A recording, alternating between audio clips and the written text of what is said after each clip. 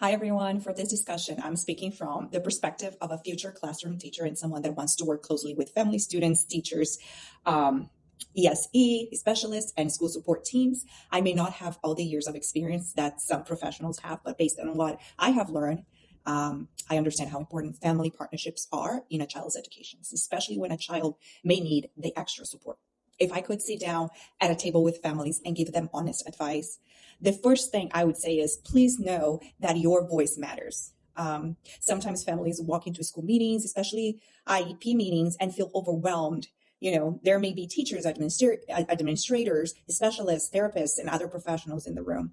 It can feel like everyone else knows the language and the process better than you do. But the truth is, you are the expert of your child. You know their personality, their strengths, their struggles, what motivates them, what frustrates them, and what works at home. That information is extremely valuable. My first piece of advice would be to ask questions. Do not be afraid to say, can you explain that in a different way? Or like, what does this look like in the classroom? Sometimes schools use terms that sound official, but families may not know what they actually mean. You deserve to understand every goal, service, accommodation, and decision being discussed about your child.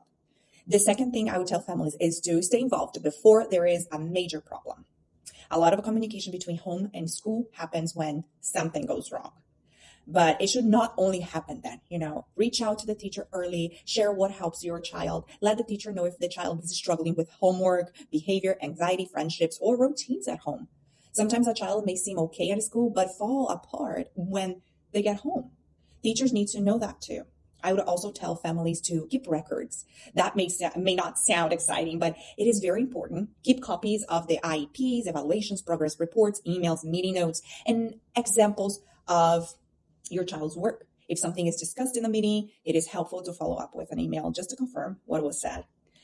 This is not about being difficult. It is about making sure everyone is on the same page and that your child gets the support they need. Another real piece of advice is to understand that teachers and specialists care. But they also have limitations. A teacher cannot magically fix every problem. An ESE teacher, a speech therapist, behavior specialist, or even the classroom teacher is not the answer to everything by themselves. Your child is not broken, and the goal is not to fix them. The goal is to support them, help them access learning, build confidence, and become as independent as possible. I think that is important for families to hear because sometimes the schools can make it seem like services will solve everything right away. In reality, progress usually takes time. It takes consistency. It takes teamwork. It also takes honest conversations about what is working and what is not working. For IEP meetings, my advice would be to come prepared with your main questions and concerns, like written down, like little notes. Meeting can feel stressful. You may feel a little bit forgetful, and it is easy to forget what you wanted to say. It's a lot of pressure right there. Ask about your child's progress. Ask how goals are being measured. Ask how accommodations are actually being used during the school day. For example, if your child gets extra time, where does that happen? During tests, during classwork, during assignments? If your child has behavior support, who is using them and when? I would also encourage families to be honest about what is realistic at home. Sometimes teachers give suggestions like reading every night, practicing math facts, using a behavior chart, or reviewing vocabulary. Those things can be helpful, but every family has different schedules and responsibilities. It is better to be honest and say, we can do 10 minutes a night than to agree to a plan that feels impossible. Small, consistent support at home can make a big difference. Another important thing to mention, families can do is create routines. Children often do better when they know what to expect, a bedtime routine, a homework routine, a morning routine, or even a simple system like checking folders can help reduce stress.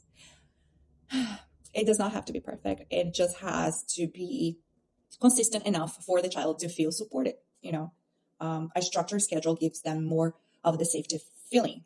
I would also remind families to focus on their child's strength. Sometimes in school meetings, so much time is spent talking about what a child cannot do yet. Of course, we have to talk about needs, goals, and areas of struggles, but children also need to hear what they are good at. They need to know they are capable.